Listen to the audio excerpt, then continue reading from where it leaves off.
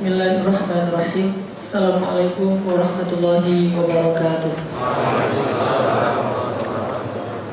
Alhamdulillah, segala puji dan syukur pada Allah Subhanahu wa taala. Kita bisa berkumpul lagi di sini dalam majelis ilmu. Mudah-mudahan seiring bertambahnya ilmu kita, bertambah pula kebijaksanaan kita dan keimanan kita pada Allah Subhanahu wa taala. Karena apalah arti ilmu jika dia tidak menambah kebijaksanaan, amal soleh dan keimanan kepada Allah, maka itu hanya sekedar wawasan. Pada kesempatan ini kita akan belajar satu bentuk ibadah yang luar biasa, yang kalau para ulama menyebutnya lebih utama daripada sholat tahajud. Jadi kalau sholat tahajud aja keutamaannya luar biasa, ini ada ibadah yang lebih utama daripada sholat tahajud. Dan para ulama juga mengistilahkannya dengan istilah ibadah dalam diam. Diistilahkan dengan ibadah dalam diam. Apa itu ibadah dalam diam yang lebih baik daripada sholat tahajud? Kata para ulama adalah at-tafakkur dan istiqra'. Istiqra' dan tafakkur. Itulah ibadah dalam diam yang lebih utama daripada sholat tahajud. Sebelum kita bahas tentang apa arti istiqra' dan apa arti tafakkur, lalu apa keutamaannya, bagaimana melakukannya, kita coba awali dulu dengan tilawah Al-Quran. Hari ini kita coba baca surat Al-Mulk. Coba buka surat 67 dari ayat pertama. Surat Al-Mulk. Surat 67.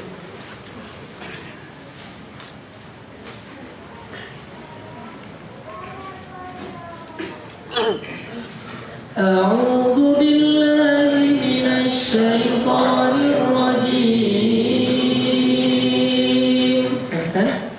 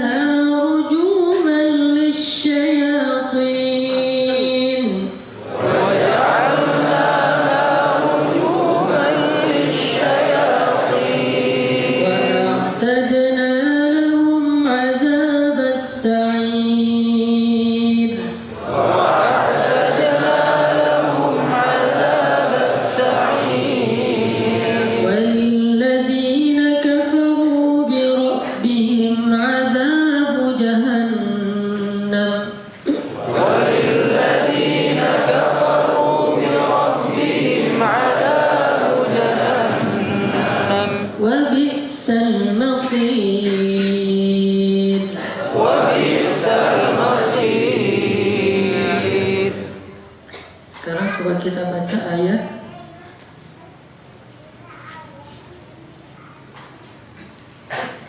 19. Bismillahirrahmanirrahim.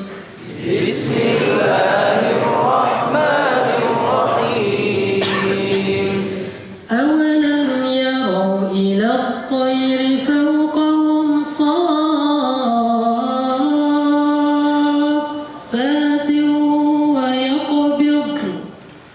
أولم يروا إلى الطير فوقهم صافات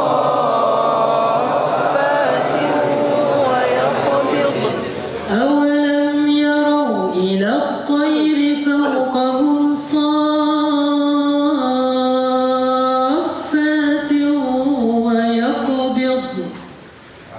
أولم يروا إلى الطير فوقهم صافات ويقبضن ما يمسكهن إلا الرحمن ما يمسكهن إلا الرحمن إنه بكل شيء بصير. إنه بكل شيء بصير. Terus ayat 30. Bismillahirrahmanirrahim. بسم الله الرحمن الرحيم. قل أرأيتم إن أصبح ماؤكم غورا قل أرأيتم إن أصبح ماؤكم غورا إن أصبح ماؤكم غورا فمن يأتيكم بماء معين. إن أصبح ماؤكم غورا فمن يأتيكم بماء معين. Sadaqallahul Azim. Teman-teman sekalian, tafakur itu adalah salah satu hobinya Rasulullah SAW. Kenapa demikian? Karena Rasulullah ingin lebih mengenal Allah, bukan hanya dengan membaca atau mengulang-ulang hafalan Al-Quran. Kalau kita membaca Al-Quran lalu kita membaca tentang kebesaran-kebesaran Allah yang tertulis, maka bertafakur itu adalah membaca kebesaran-kebesaran Allah yang terpampang di hadapan kita. Dan memang seorang muslim itu harus punya hobi tafakur. Karena hobi tafakur ini pertama bisa membuat hati kita lebih lembut. Orang yang rajin tafakur, hatinya akan lebih lembut. Makanya Nabi setiap malam kalau beliau bangun tahajud, sering banget beliau keluar dari rumahnya, kemudian beliau melihat langit. Lalu beliau membacakan ayat, Inna fi khalqis samawati wal ard wa ikhtilafil laili wan nahar. Nabi baca itu di depan rumahnya sambil melihat langit. Beda membaca ayat itu di dalam ruangan dengan di luar ruangan. Makanya kalau misalnya kita-kita nih lagi, saya sering banget kalau misalnya keluar pagi-pagi tuh jam 6 pagi misalnya dari daerah Pasteur menuju ke Gasibu.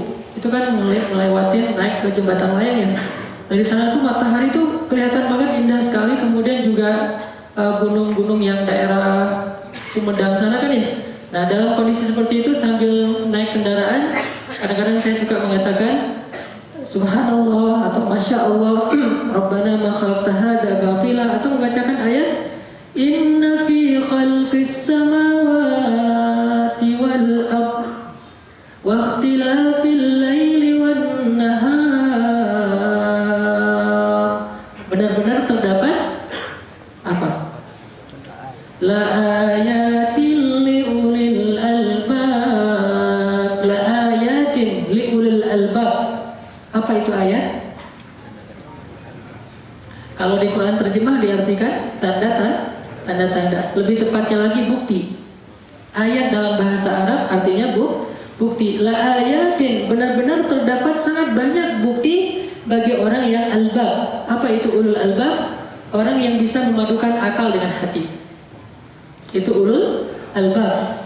Atau ulul nuha, atau ulul absar. Orang yang bisa memadukan pandangan dengan hati. Ulul nuha, orang yang bisa memadukan antara pendengaran dengan hati. Ulul albab yang bisa memadukan antara akal dengan hati. Selalu dipadukan kepada hati. Jadi ketika seseorang bertafakur melihat langit dan bumi, dia sedang memadukan akalnya, fikirnya dengan hatinya, sehingga hatinya menjadi lebih lembut dan tunduk kepada Allah Subhanahu wa taala. Dan idealnya seorang hamba Allah itu memang harus jadi ulul albab, yang mampu memadukan antara intelektualitas akalnya dengan tazkiyatun nafs, dengan spiritualitas hatinya.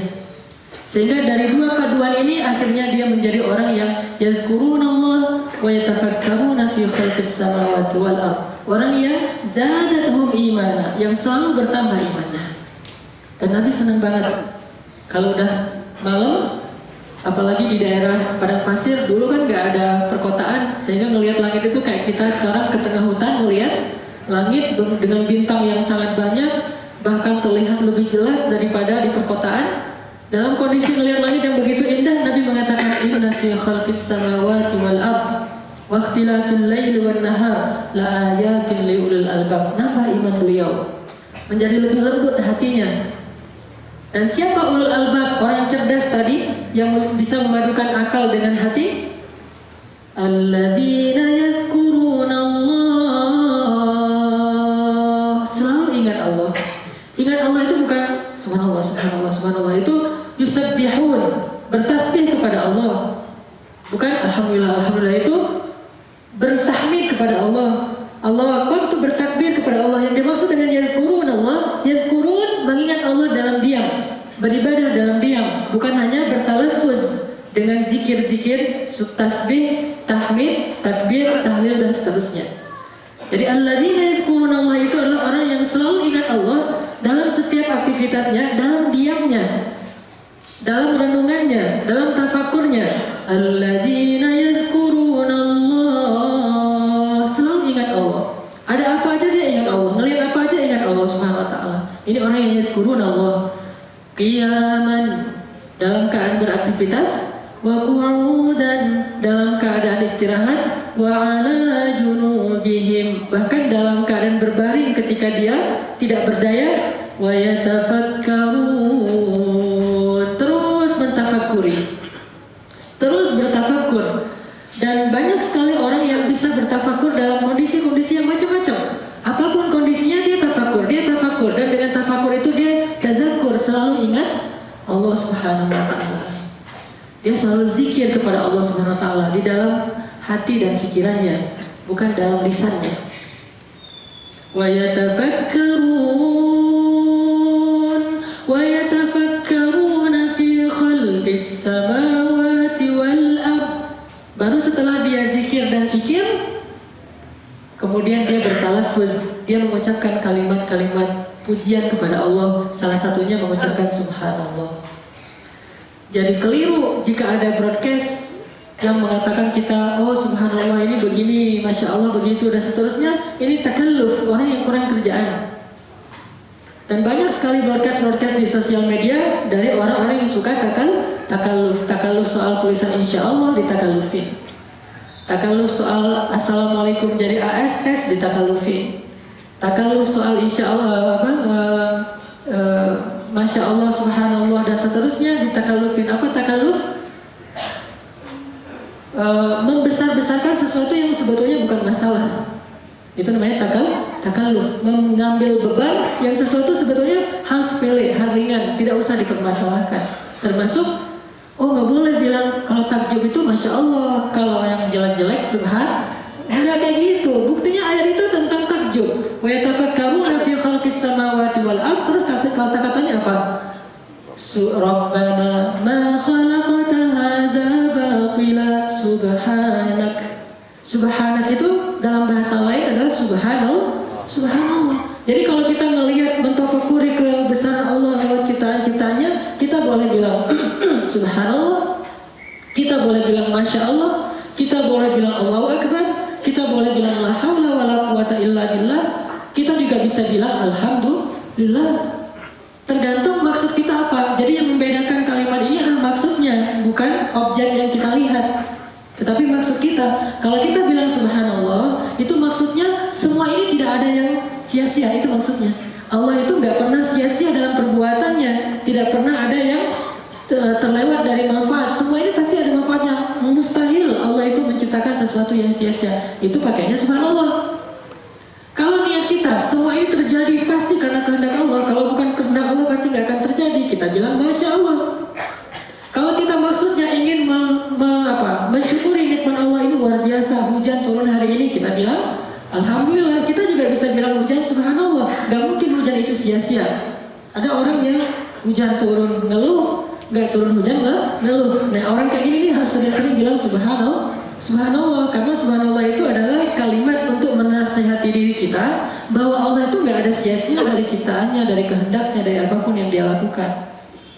Takbir misalnya itu murni takjubnya kita, atau kita ingin mengatakan bahwa sehebat apapun semua ini Allah lebih hebat, seagung apapun semua ini Allah lebih agung, maka kita bilang Allahu Akbar. Jadi bukan objek apa yang kita lihat, bukan peristiwa apa yang kita alamin, lalu kita cocokkan dengan kalimat zikir tadi, bukan. Apa niat kita dengan mengucapkan itu? Dan kita tentunya harus paham dulu maksud dari kalimat tersebut. Tapi banyak orang karena mungkin dia ngelamun sendiri di rumah nih, ngapainnya? Udah saya nyebarin broadcast aja, terus kasih foto seorang ustadz baik dari luar negeri atau dalam negeri, dikasih kalimat-kalimat di broadcastin seolah-olah dari ustadz yang terkenal, padahal ustadz itu juga nggak tahu apa-apa. Kita, oh gitu ya, kan kita suka yang agak-agak kontroversi kan ya. Akhirnya kita sebarin lagi, tersebar di mana-mana. Kalau sebentar sekitar setahun, 2 tahun lagi muncul lagi tuh broadcast. Terus aja kayak gitu. Kenapa? Karena kurang kerjaan.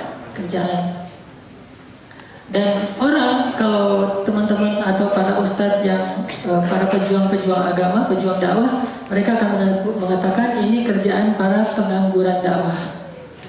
Pengangguran dakwah. Orang kalau misalnya pengangguran, nggak punya kerjaan, dia kan ngerjain yang kecil-kecil tapi penting gitu soalnya. Misalnya kita di rumah ngelamun, nggak ngapain tuh coba. Jerawat digini-gini, dicermin lama. Yang lebih jorok lagi mungkin kuku kakinya di apa. Ada kalau yang di kampung-kampung nyari kutu di depan rumah tetangga sambil ngerumpi gitu-gitu kan. Ini namanya pengangguran dakwah. Kalau orang sibuk dengan urusan-urusan yang penting, maka hal yang seperti ini akan terlewatkan dan terselesaikan tanpa harus diseriusin. Makanya dan siapa juga mau misalnya ada teman kita bilang semoga sing enggal damang ya misalnya kan gitu ya. Terus ada yang bilang amin. Masa sih maksudnya amunra? Kan gak mungkin kan? Yang cepat sembuh ya amunra. Kan gak mungkin kita doain orang dengan berhala. Pasti amin di sini maksudnya adalah dengan tulisan Arab amin. Maksudnya terimalah ya Allah, kan gitu ya. Gak mungkin kita tulis A-M-I-N maksudnya Dewa Mesir. Gak mungkin. Atau amin siapa gitu. Atau Pak Amin, kan gak. Pengennya amin artinya terimalah. Kalau mau persis benar jangan tulis pakai bahasa Latin, tulis aja pakai bahasa Arab. Karena bahasa Latin itu namanya literasi. Literasi itu tergantung kebijakan percetakan dan penerbit. Saya karena dulu main di percetakan dan penerbit, masing-masing percetakan itu punya aturan sendiri. Misalnya tulisan A yang panjang, kalau di percetakan A itu tulisannya A 2 kali. Di percetakan yang lain A tapi di atas dikasih garis gitu kan ya. Ini namanya literasi. Suka-suka penerbit. Namanya juga bahasa Latin. Kalau mau persis benar, tulis aja pakai bahasa Arab. Amin. Atau ASS. Nggak mungkin kan maksudnya bahasa Inggris kan? Kita pengen ngirim kalimat yang baik gitu ke Ustadz. Mau undang Ustadz ceramah gitu. ASS Ustadz. Wah, kan nggak mungkin. Ustadz itu ke orang yang ngirim. Itu gara-gara si Ustadz tuh. Oh dia ngirim ASS ke saya pakai bahasa Inggris. Kan nggak mungkin itu. Pasti maksudnya Assalamualaikum warahmatullahi wabarakatuh. Oh sudah singkat, kenapa sih nggak ditulis lengkap aja? Nah hajat orang macam-macam. Misalnya lagi di mobil, SMS kan nulis yang panjang kayak gitu agak susah. Ya udah dia cepet gitu. Kalau saya sih lebih senang nulisnya salam gitu. Karena salam itu kalimat malaikat kepada Ibrahim dan Ibrahim kepada malaikat. Itu juga lebih simpel dan udah utuh. Kalau ASS kan nggak utuh tapi niatnya utuh, insya Allah itu jadi kebaikan karena niat walaupun belum ditunaikan juga udah jadi satu kebaikan kan ya. Jadi anggaplah itu nggak utuh lah itu mah, tapi udah niat baik. Atau ASS ngirim salam buat kita, ya udah kita jawab WRWB. Satu tambah satu. Artinya hal-hal yang kayak gitu mah nggak usah dipermasalahin. Kalau nanti ada lagi muncul broadcast kayak gitu, balas saja takalluf. Apaan tuh? Atau ngaji ke Al-Latif biar ngerti apa itu takalluf. Baik, teman-teman sekalian, Nabi itu senang sekali bertafakur. Dan tafakur ini kata para ulama disebut dengan istilah ibadah dalam diam. Dan orang yang rajin beribadah dalam diam ini akan semakin lembut hatinya, semakin bijaksana pikirannya. Dan itu adalah salah satu cara kita untuk banyak mengenal Allah Subhanahu wa taala. Banyak tafakur. Dan coba nanti baca surat yang tadi, surat Al-Imran ayat berapa? 190, 191, minimal 190 aja. Hafal satu ayat cuma satu baris setengah. Baca itu ketika kita lagi di luar rumah. Apalagi yang senang-senang naik gunung nih, maka harus hafal surat Al-Imran 190 minimal. Sekali naik gunung satu surat tentang tafakur hafal. Nanti baca lagi misalnya surat Qaf, baca lagi surat Ar-Rum, baca lagi surat Ad-Dariyat, baca banyak ayat-ayat tafakur. Dan rata-rata surat-surat tafakur ini turunnya di Makkah. Bukan di Makkah, sebelum hijrah, maaf. Atau disebut dengan istilah surat Makkiyah. Kenapa dia turun sebagai surat Makkiyah? Kira-kira apa pesannya? Membangun keyakinan, akidah dan iman. Makanya salah satu media agar kita belajar akidah itu bukan cuma duduk dalam taklim. Cara belajar akidah yang lebih greget lagi, yang langsung ke hati itu adalah tafakur. Taklim itu kita dapat bahan, keluar dari taklim itu kita belajar dengan melihat kebesaran Allah. Bisa di atas kepala kita, bisa di bawah kaki kita, bisa di depan wajah kita, bisa dalam bentuk yang lain yang sangat banyak objek-objek untuk ditafakuri. Makanya jadikan tafakur ini sebagai salah satu kebiasaan, hobi, habit orang yang mengaku beriman. Kalau tafakur kita mungkin masih dalam tahap kalau di surat Al-Mulk tadi itu lihatlah gitu, kan ada 3 kali disuruh lihat. Kalau kamu belum puas, lihat lagi. Kemudian coba lihat lagi, kan 3 kali kan ya. Nah, lihat yang pertama itu untuk orang yang umum. Coba kamu lihat lagi dan segala macam. Lihat yang kedua itu untuk orang yang khusus, yaitu dengan mentafakur. Lihat yang ketiga untuk orang yang lebih khusus, yaitu dengan nazar. Nazar itu nazariyah itu meneliti, research. Maka kamu akan terus menemukan keagungan Allah Subhanahu wa taala. Bisa secara umum melihat secara mata telanjang, bisa sambil melihat kemudian berpikir, bisa juga sambil melihat kemudian mempelajari dan membuat semacam percobaan, riset dan penelitian. Semua ini akan masuk ke dalam bab tafakur tentang ciptaan Allah Subhanahu wa taala. Ini ibadah dalam diam yang pertama. Yang kedua istiqra. Tafakur dan istiqra. Istiqra itu apa? Dari kata iqra. Iqra itu membaca. Bedanya dengan istiqra, kalau iqra itu membaca sambil talaffuz. Misalnya kayak tadi, tabarakalladzi biyadihil mulku wa huwa ala kulli syai'in qadir. Itu iqra. Kalau istiqra, itu istiqra. Apa bedanya? Istiqra itu membaca dengan teliti, dan dia nggak akan secepat iqra. Dia baca tafsirnya, dia baca hadisnya, dia duduk aja di halte misalnya. Itu istiqra. Kalau dia cuma baca huruf-hurufnya walaupun nggak berbunyi, itu namanya iqra. Para ulama senang sekali istiqra. Generasi Islam masa kegemilangan di masa Harun ar-Rasyid itu orang-orang generasi tafakur dan istiqra yang luar biasa. Rajin banget membaca. Kalau di zaman Nabi emang nggak ada budaya membaca karena emang tulisan masih sedikit. Jangankan tulisan ulama, hadis saja belum boleh ditulis kecuali oleh seorang sahabat saja yang menulis hadis, yang lain cuma boleh menulis Al-Quran. Jadi mereka nggak banyak membaca, lebih banyak mendengar.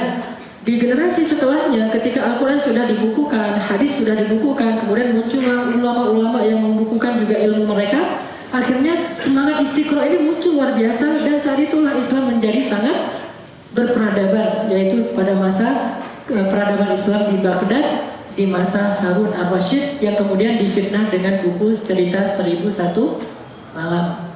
Padahal bukan demikian. Nah, Istiqra itu membaca sambil memperhatikan, sambil mengambil pelajaran. Ini maksud tabarok ini apa? Allah ala kulli syai'in qadir. Misalnya kan kita baca tadi, tabarakalladzi biyadihil mulk wa huwa ala kulli syai'in qadir. Terus kita duduk, wa huwa ala kulli syai'in qadir. Berarti Allah semuanya bisa. Gak ada yang Allah gak bisa. Difikirin. Itu namanya tafakkur dan istiqra. Tapi kalau cuma wa ala kulli syai'in qadir, alladzi khalaqal mauta, itu namanya tilawah, iqra, dan itu berpahala. Cuma belum menambah iman, belum menambah paham, belum menambah yakin kepada Allah Subhanahu wa taala. Itulah sebabnya kenapa Nabi ketika disuruh baca oleh Jibril, Iqra, ma ana biqari, Iqra, ma ana biqari, sampai terakhir Iqra bismi rabbikal ladzi khalaq, Nabi langsung paham di dalam hatinya karena Jibril ingin memahamkan Nabi betul-betul. Jangan buru-buru. Dan di dalam surat Al-Qiyamah Allah mengatakan, la tuharrik bihi lisanaka lita'jala bih. Jangan gerakkan lisanmu untuk buru-buru baca Al-Quran. Sama baik di dalam sholat ataupun di luar sholat. Dan yang paling hebat itu bukan yang paling cepat sholatnya. Kan ada tuh sholat taraweh, wah luar biasa kan ya. Itu unik banget tuh. Itu keren menurut saya tapi nggak berpahala. Keren tapi sia-sia. Kerennya apa? Kerennya unik gitu. Kok bisa sholat kayak gitu tuh bacanya apa? Paling Allah Akbar alif, Allah Akbar ba, paling abatasa kali ya. Dia membaca huruf hijaiyah. Gimana cara baca Al-Fatihah kalau kayak gitu sholatnya? Tapi itu luar biasa. Mudah-mudahan tidak ada yang terulang lagi di masa yang akan datang. Ada yang sholat cepat kayak gitu. Itu nggak istiqra. Nabi aja yang udah bagus pemahamannya, akalnya sempurna, orangnya dapat wahyu langsung dari Jibril. Kata Allah apa? La tuharrik bihi lisanak lita'jala bih. Jangan gerakkan lisanmu untuk buru-buru membaca Al-Quran. Kenapa? Karena kalau kamu buru-buru, kamu nggak bakalan ngerti. Sekelas Nabi aja kalau buru-buru nggak bakalan ngerti, apalagi sekelas kita. Nggak buru-buru aja nggak ngerti, apalagi buru-buru. Udah baca berkali-kali, ngerti nggak? Enggak. Gimana kalau bacanya secepat kilat gitu? Makanya Muslim itu harus belajar membiasakan diri istiqra, tafakkur istiqra. Dan di zaman para sahabat dulu, tafakkur dan istiqra mereka itu selain dengar ta'lim, mereka mentafakuri tentang kebesaran Allah Subhanahu wa taala. Nabi melihat apa aja? Mengingatkan dirinya dan orang lain kepada Allah Subhanahu wa taala. Misalnya ada suara, Nabi lagi duduk nih dengan sahabat, tiba-tiba terdengar kayak suara apa? Kayak suara petir gitu, tapi beda, bukan suara petir. Nabi bertanya, tahukah kalian suara apa itu? Kata sahabat, pastinya Allah dan Rasul lebih tahu. Kata Nabi, itu suara batu neraka jahanam yang jatuh ke dalam dasarnya 100 tahun yang lalu, tapi baru sampai ke dasarnya hari ini. Lalu para sahabat menangis. Itu namanya tafakkur. Jadi ngedengar apa, melihat apa, kemudian ngerasain apa, semuanya diingatkan kepada Allah Subhanahu wa taala. Ini orang yang ulul albab, orang yang selalu bisa memadukan akal dengan hati dan disebut dengan orang yang cerdas. Nanti kita lanjutkan lagi. Saya sampaikan bahwa tafakkur ini adalah kebiasaan dan hobinya Rasulullah SAW. Rasulullah itu senang banget tafakkur, dan kesenangan beliau dengan tafakkur ini sering kemudian tertuang dalam hadis dan sirah beliau. Salah satunya misalnya ketika Nabi sedang dalam perjalanan jihad bersama para sahabat. Perjalanan itu kan panjang-panjang ya, bisa di padang pasir berhari-hari, berminggu-minggu. Tibalah mereka di satu malam di tengah padang pasir yang sangat cerah cuacanya dan sedang bulan purnama, bulat dan sangat besar, mungkin supermoon ya, bulan purnama lagi besar-besarnya dan cerah gitu, nggak ada satu helai awan pun. Lalu Nabi dengan para sahabat beristirahat di padang pasir, dan ini luar biasa nih kalau ada kegiatan kayak gini. Cuma kegiatan kayak gini didapatkan oleh Nabi bukan sengaja jalan-jalan ke padang pasir ya, tapi dalam perjalanan membela agama Allah. Di tengah padang pasir Nabi duduk bersama para sahabat ngelihat bulan, pada diam semuanya menikmati bulan sambil istirahat. Kan capek banget tuh perjalanannya, istirahat ngeliatin bulan, semuanya diam. Tiba-tiba Nabi bertanya, tahukah kalian seperti apa nanti orang yang beriman di dalam surga melihat Allah Subhanahu wa taala? Para sahabat mengatakan, seperti apa ya Rasulullah?